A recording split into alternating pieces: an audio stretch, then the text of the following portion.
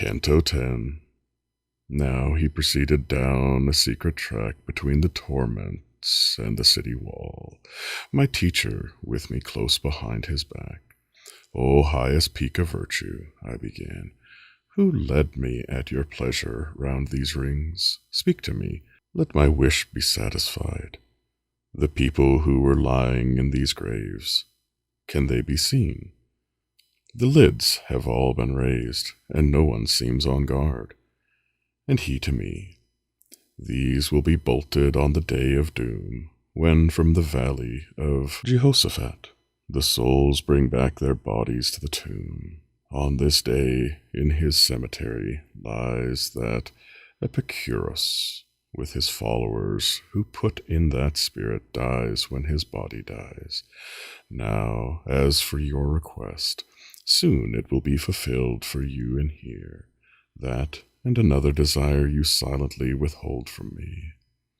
Good leader, if I hide my heart from you, said I do it only to speak less. That's what you've often said that I should do.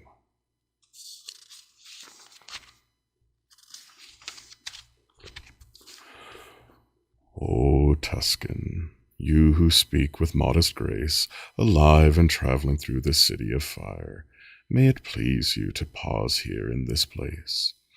Your speech and accent make it clear to me you were born in the noble fatherland I may have punished once too bitterly. This sound suddenly burst forth from inside one of the arcs of stone, and in some fear I drew a little closer to my guide. What are you doing? Turn around, said he. Look upon Farinata risen there. His full height from the waist up you will see. I had already fixed my eyes upon his, who raised himself with great chest and great brow, surging as if he had held all hell in scorn. And with his prompt and spirited hand my guide pushed me toward him among the sepulchres, saying, Make sure each word you utter counts. At the foot of his tomb I stood, and he looked at me for a little, till he asked, with some disdain, Who were your family?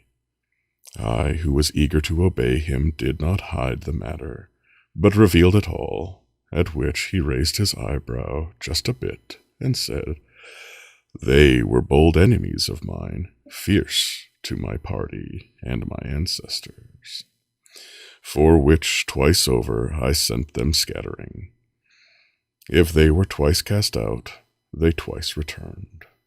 I thus responded, and from every side, an art which yours, it seems, have not well learned. Then, next to him, out of the lidless tomb, arose a shadow visible to the chin. I think he must have risen to his knees. He looked around, searched, as if he longed to see if someone else was there with me, and when his little hope was doused, he wept, and said, If through this dungeon of the blind you go by means of genius at its height, where is my son? Why is he not with you? And I haven't come here on my own. He who stands waiting leads me through this place, for one, your Guido, maybe, held in scorn. I'd read his name already by his words, and by the manner of his punishment, so I replied in full. But suddenly he drew upright and cried, What do you mean? You said he held. Isn't he still alive? Has the sweet sunlight ceased to strike his eyes? And when he noticed I was hesitant, and didn't answer him immediately, he fell back, and did not come out again. But he, at whose request I'd stopped to speak, the man of great soul, never turned his neck, or bent his trunk, or changed his countenance, but went on speaking as if he had at first.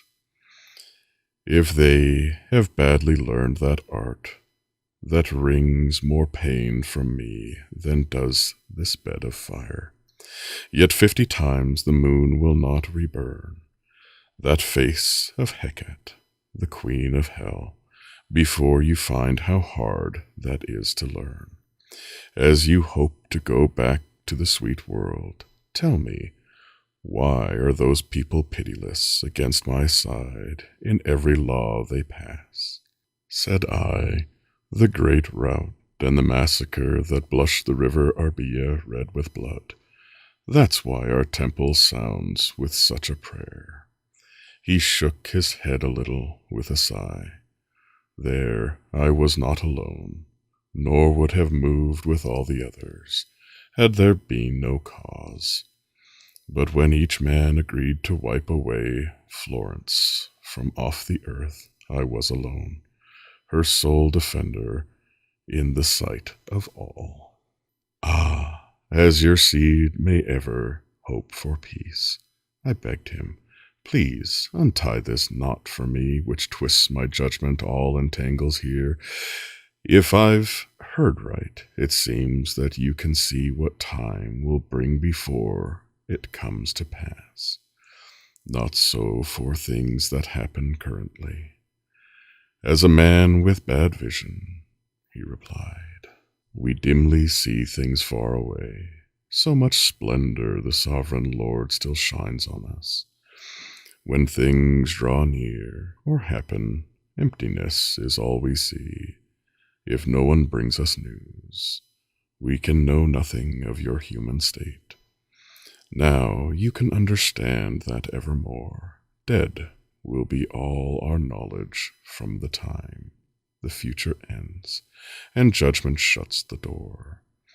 Then I said, for I felt remorse's sting, will you now tell that soul who fell away his son is still on earth among the living?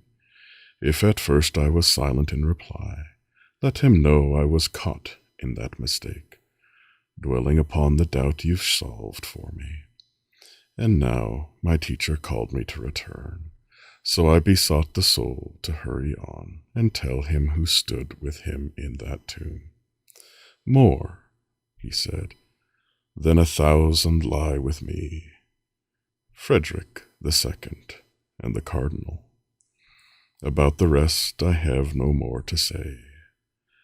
At that he hid his form within, so toward the ancient poet I turned my steps, and mulled the spirit's speech to me, his hostile words. And as we walked in silence, by and by, the poet said, why are you so lost in thought?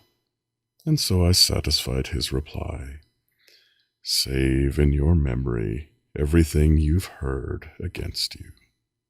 That wise man commanded me. And now listen to this, he said, and pointed.